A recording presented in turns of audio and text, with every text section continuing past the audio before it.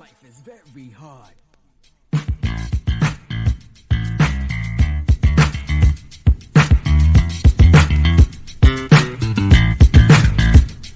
When you make a dollar, put it to work. Invest it right, stay alert. Buy a home that stands alone, or even a car with a TV bar. But don't overdo your credit card. You'll be in debt, you lose your financial rep. You won't be able to write a check. Go to school, go to work. Don't be no fool, don't be no jerk. You're living in... And the juvenile home was a place called Goshen Annex. So you go to like up in New York, there's a place called Spofford. I don't know if you heard of it. Nah. But they mention it a lot. Spofford is like a juvenile home where the younger boys under 16, when you get in trouble, you like 12, 13. If your moms can't control you, you kind of wilding out, they send you to Spofford. You done got arrested too many times and now you're out of control. You know what I mean?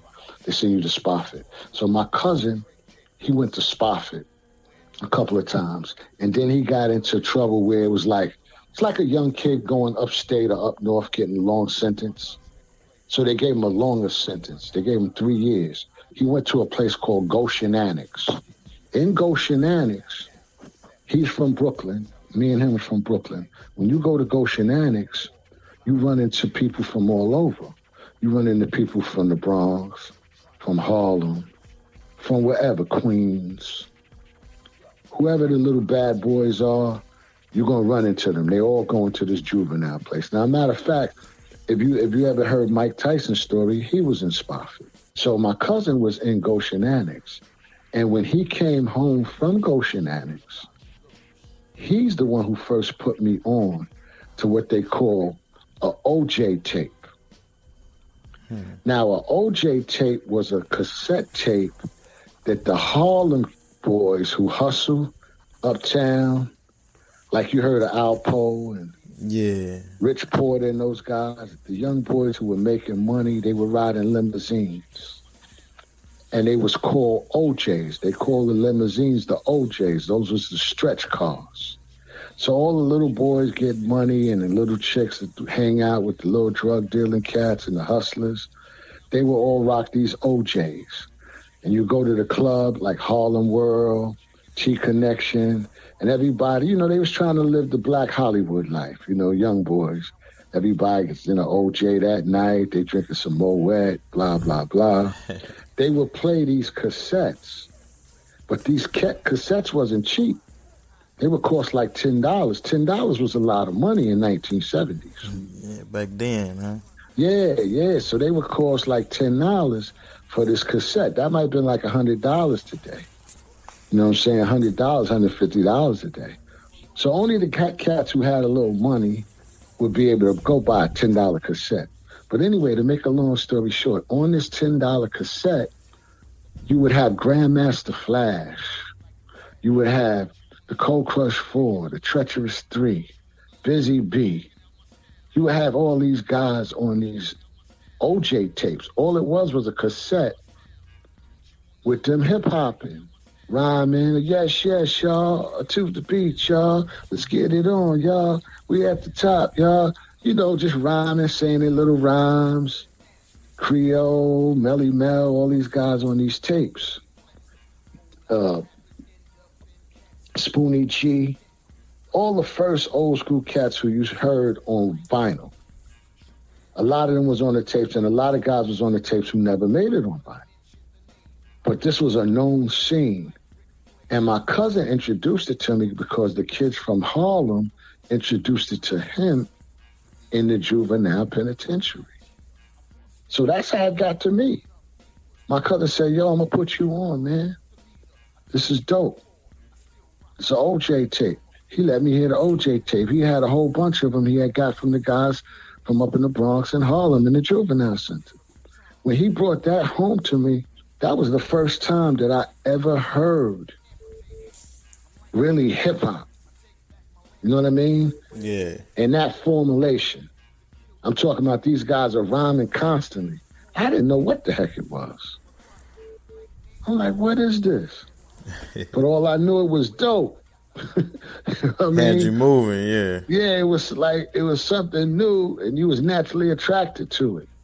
and they were rhyming over beats that I had heard before, but they were cut up different. They were chopped up on what y'all would call a loop now. Yeah. But it wasn't looped by a drum machine. It was cut up by a turntable. By hand, huh? Yeah. And it was flashing them. And all those guys cutting it up. Theodore, Charlie Chase, these guys cutting it up. And that was the first time I really heard hip-hop the way you hear it on a record today, still today looped up. And it really didn't too much change. All the way to right now, 2020. It really didn't change because you're really hearing loops. And if you're hearing even a music played, even if it's done by a drum machine now, it's still kind of done in a loop fashion, if you know what I'm saying. Yeah. It's like a repetitious beat or something like that. It wasn't a loop. Yeah. Like now, all the music is repetitious.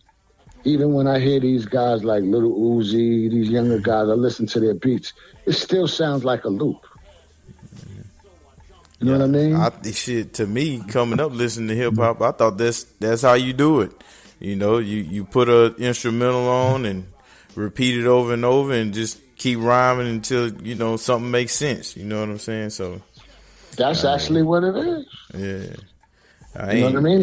That's actually what it is. Yeah.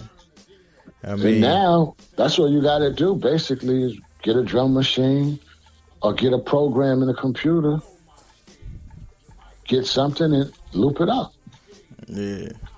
So, you know, so your cousin put you on, he let you hear that OJ tape. And just before we leave that part, like, who distributed those tapes? Or was it like a bunch of different people?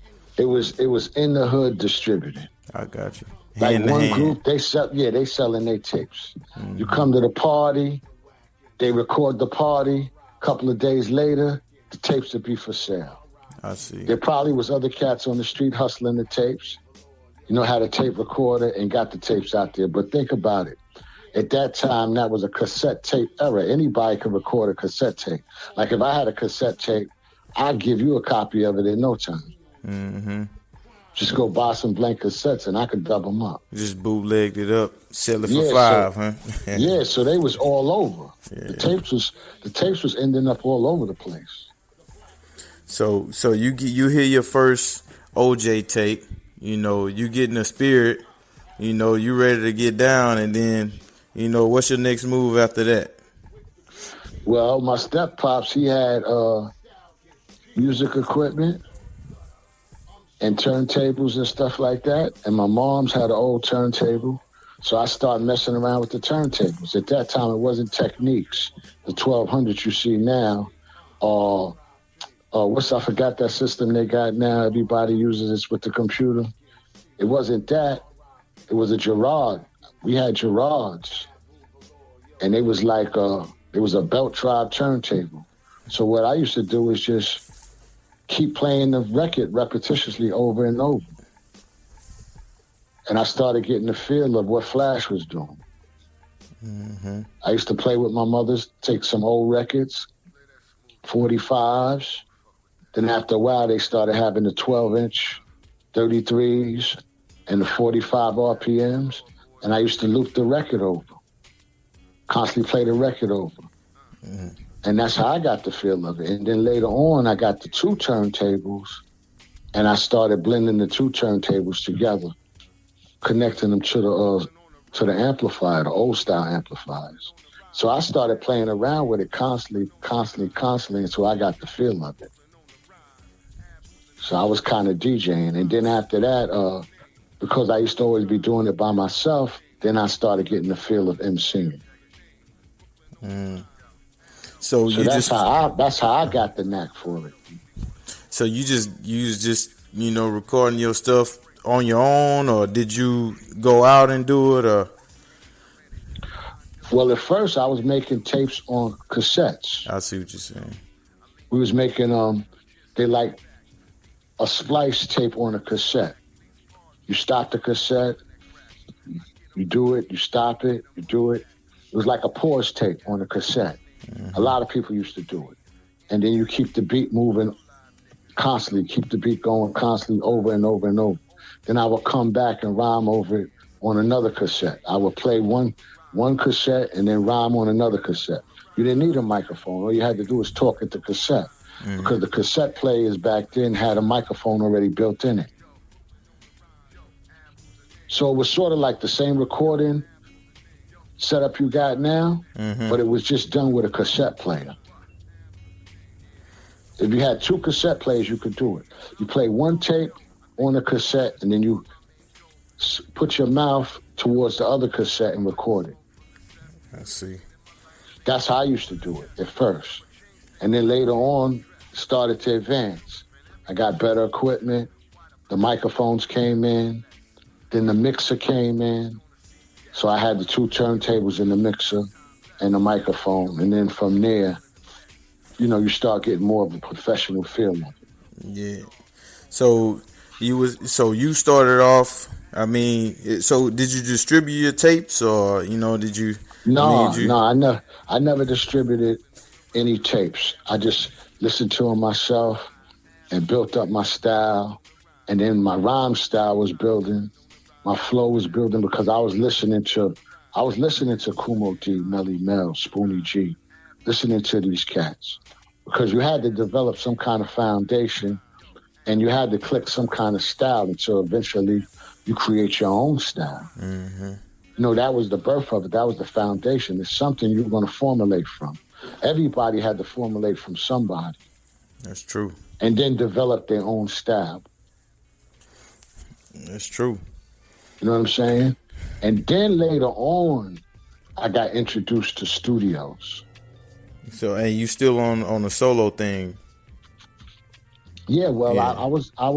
I was doing solo stuff in my basement. My first record that I made was in 78 and 79, and I made that.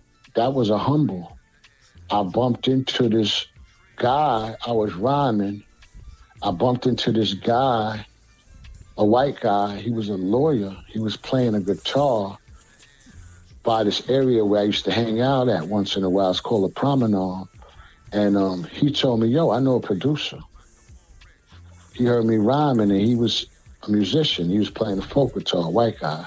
He said, I know a producer. I was like, yeah. He said, give me your phone number. I know a producer, a professional producer, and I'm going to tell him to give you a call because I see you got some talent here. It was something new to him that he had just heard.